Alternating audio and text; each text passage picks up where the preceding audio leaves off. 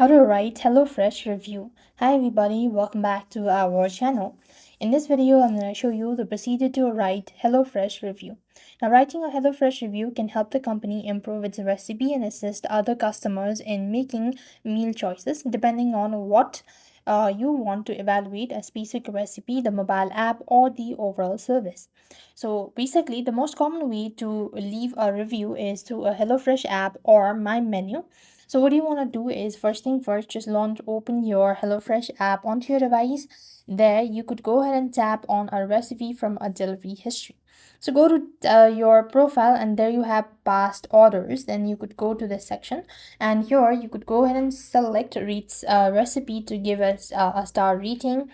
And you could also do a photo review options, allowing you to upload a high quality image of your first meal or finished meal as well. And you could also go ahead and write a comment or review as well. And that is basically how you're supposed to write HelloFresh review. So with that, we've completed our steps. Thank you for watching. See you in the next video.